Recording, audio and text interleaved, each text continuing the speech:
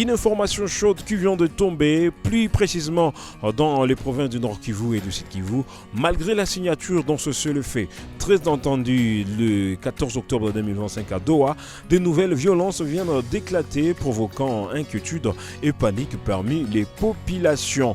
Nous allons analyser ensemble ce qui se passe sur le terrain, les positions de différentes parties, le risque pour les civils et pourquoi pas l'appel à l'action de la communauté internationale. Mais avant de développer, mesdames et messieurs, ces analyses aujourd'hui, je vais vous demander tout simplement de vous abonner massivement à notre chaîne Wikimedia officielle si vous n'êtes pas abonné et d'activer la cloche de notification et pourquoi pas rester jusqu'à la fin pour découvrir l'essentiel de l'actualité.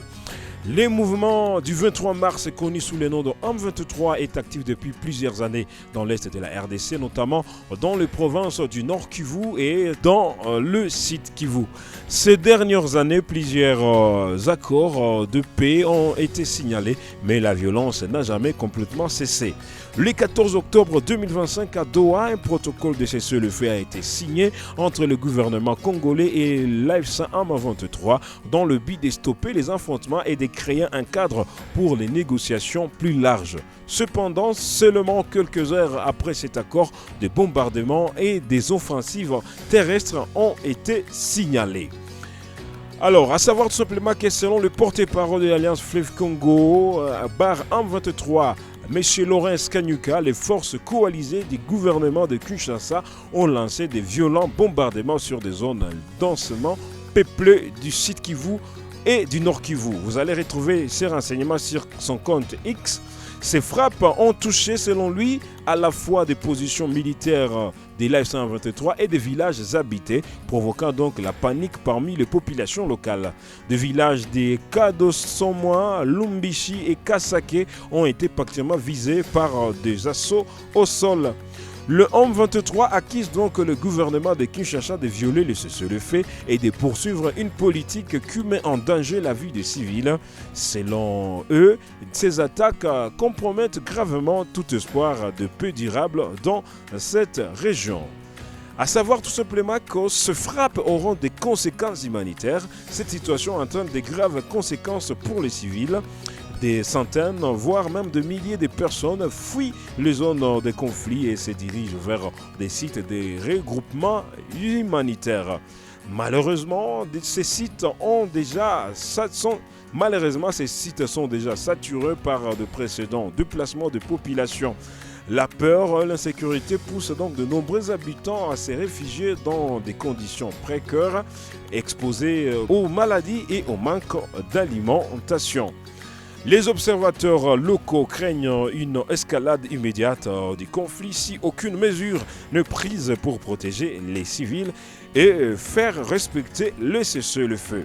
L'AFC M23, quant à elle, appelle la communauté internationale à intervenir pour faire respecter l'accord de Doha et protéger les civils.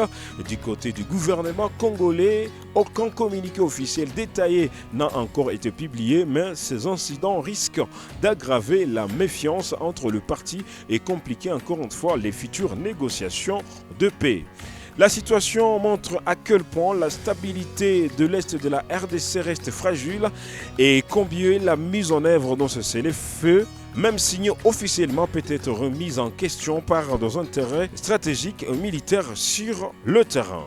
Alors, que peut-on encore une fois anticiper dans les prochains jours? Vous allez nous dire dans les commentaires qu'est-ce que vous en pensez. Mais quant à nous, il y aura l'escalade militaire si les bombardements et les offensives continuent. Le conflit pourrait donc s'intensifier et entraîner plus de victimes civiles.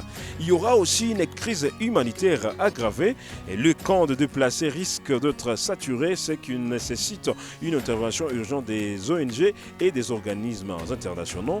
La pression internationale, l'ONU et l'Union africaine pourraient être amenées à intervenir diplomatiquement pour faire respecter les cessez-le-feu.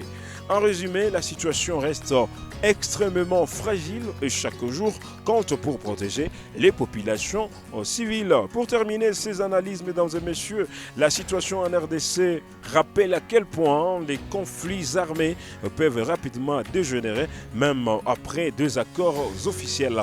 La signature du cessez-le-feu à Doha aurait pu être un moment d'espoir pour l'est du pays, mais les événements récents montrent que la route vers la paix est encore leur langue et ses mains d'embûche.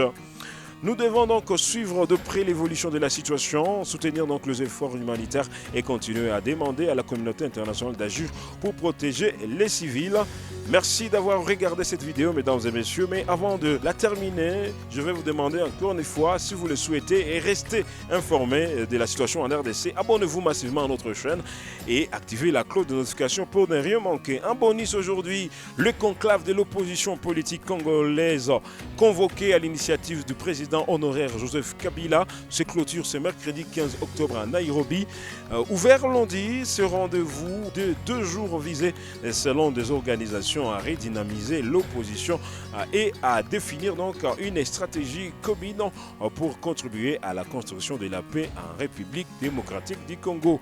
Les opposants refusent d'être assujettis aux belligérants et veulent faire entendre leurs revendications à travers le processus de dialogue de Doha soutenu par Washington, a expliqué Franklin Chiamala, secrétaire général du parti Leadership et Gouvernance pour le développement LGD, formation dirigée par Augustin Matata-Pogno. Selon lui, le participant a profité de ces assises pour peaufiner des stratégies communes dont les conclusions sont entendues aujourd'hui, donc ce mercredi.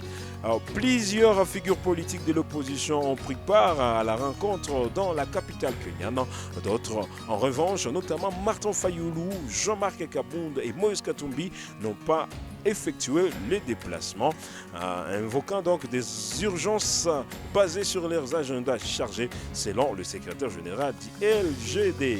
Ces conclaves se tient dans un contexte politique tendu, marqué par la condamnation à mort de Joseph Kabila, Kabange par la haute cour militaire de Kinshasa, une décision ayant suscité de vives réactions au sein de la classe politique et de la société civile congolaise. En réaction, le cadre de l'Union sacrée de la nation, Steve Mbiki, a minimisé le conclave de l'opposition congolaise prévu du 14 au 15 octobre à Nairobi au Kenya, le qualifiant de non-événement. S'exprimant donc sur les ondes de la radio Okapi, l'ancien ministre a estimé que les opposants réunis autour de l'ex-président Joseph Kabila Kabange devraient plutôt se concentrer sur leur implantation politique au pays et se préparer aux prochaines échéances électorales. Merci de nous avoir suivis du début jusqu'à la fin, mesdames et messieurs. Entre analyse, information et perspectives d'avenir pour la RDC, la stabilité du pays, c'est une affaire de tous, à la conquête d'une paix durable. Merci de nous suivre, merci de commenter, merci de partager cette vidéo